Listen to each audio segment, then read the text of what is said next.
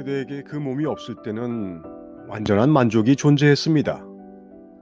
저희 본래적 상태에서는 저에게 아무 형상도 아무 생각도 없습니다. 저는 제가 있다는 것을 몰랐는데 호련히 또 다른 상태가 나타났습니다. 마라지의 진술은 대승기신론에 표현된 무명이 호련히 일어난다는 구절과 동일한 내용입니다.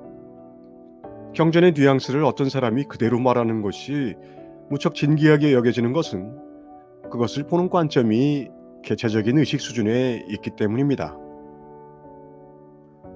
실제로 경전에 있는 내용들은 실제 생활에서 모두 경험할 수 있는 것들입니다. 물론 비유적인 표현으로 과장되거나 과소하게 묘사된 내용들은 걸러서 들을 수 있어야 하겠지만 그런 표현조차도 사실은 주관적인 체험에서는 생생한 현실일 때가 많습니다. 불교에서 말하는 정견을 갖춘다는 것은 중도 연기관으로 세상을 보는 것입니다. IMD 채널에서 놓치지 않으려고 하는 부분도 바로 중도론과 연기법이고, 연기법은 아예 챕터로 지정해서 계속 관련된 주제로 이야기를 하고 있습니다. 쉽지는 않습니다. 몹시 어렵게 느낄 수도 있습니다. 중도와 연기관에 입각한 정견에도 깊이가 있고 높낮이가 있기 때문입니다. 그것을 불교 용어로는 직견이라고 말합니다. 알면은 개념적 이해와 경험을 통한 증득을 비롯해 수많은 수준이 있다고 합니다. 직견이라고 하는 것은 이런 알매 단계를 간단하게 10개 정도의 단계로 나눠볼 때 완전한 깨달음을 10번째라고 한다면 거기에 이르는 단계들을 이르는 것이다 라고 할 수 있습니다. 직견에도 얕은 것이 있고 깊은 것이 있는 셈입니다. 하나의 개념도 그 알면은 10가지 수준이 있는 것입니다. 이를 비유적인 표현으로 구름을 가져다 설명할 수 있습니다. 완전한 깨달음에 이르는 것은 구름 위의 태양을 마주하는 것입니다. 우리는 구름을 뚫고 해를 향해 갑니다.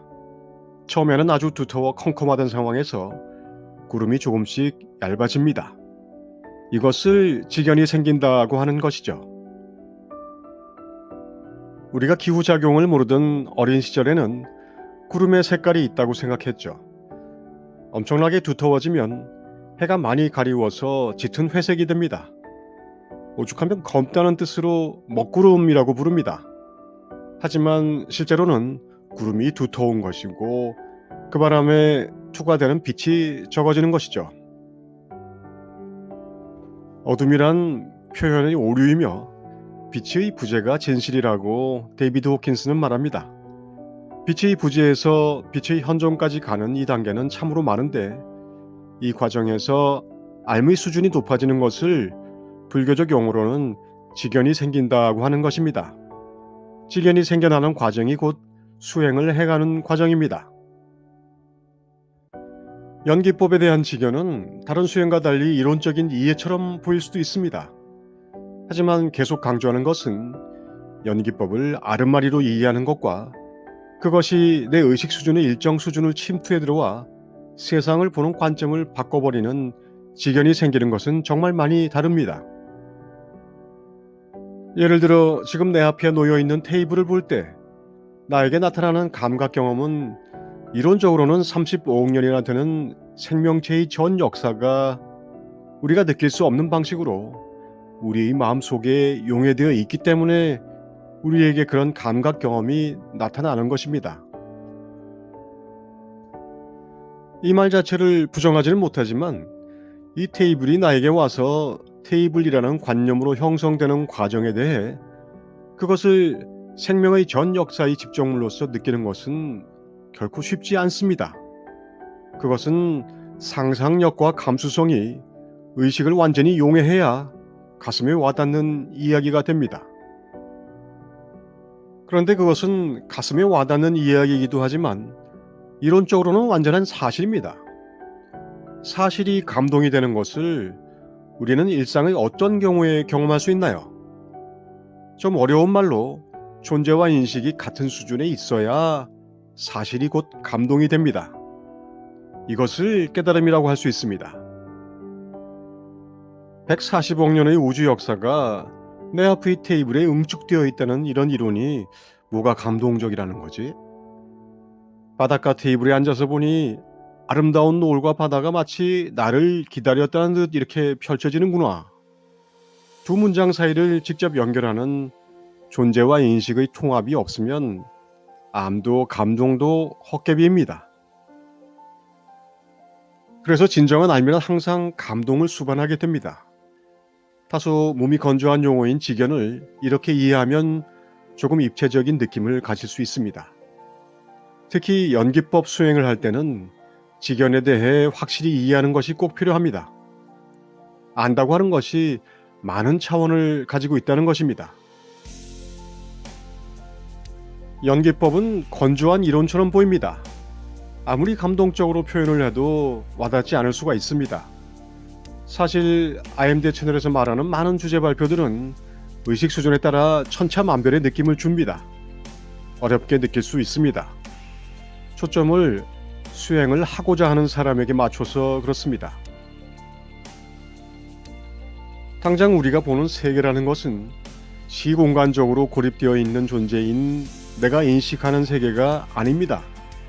나는 생명의 전 역사가 스며들어 있는 존재로서 공간적으로 그 끝을 알 수 없는 연기망 속에서 그 세계를 인식하고 그려내고 있습니다. 그런 점에서 우리는 관찰자이자 창조자입니다. 실체적으로 보이는 세계와 연기적으로 보이는 세계의 차이의 수준이 바로 연기법에 대한 직연의 간격입니다. 지금의 이 세계는 연기의 흐름 속에서 잠시 어떤 형태로 나타나는 것이기 때문에 매 순간 변해가는 무상한 것이라고 들을 때 그 느낌에서 완전히 다릅니다. 경험이 없으면 알 수 없죠. 달리 말하면 우리의 현실적이고도 구체적인 역사적 시각과 관점이 1000년, 2000년의 관점에서 10억 년, 20억 년, 더 나아가 100억 년, 200억 년으로 늘어나는 것이 곧 상상력과 감수성의 확장이자 직연의 수준이 깊어지는 것이고 깨달음 공부의 진전이라고 할 수 있는 겁니다. 깨달음이라고 하는 것은 신비이기도 하지만 이렇듯 내 관점의 높이와 사고의 폭을 지금과는 완전히 다른 차원으로 바꾸는 것입니다. 이렇게 이론적으로 서술해보면 전혀 신비로운 것이 아닙니다.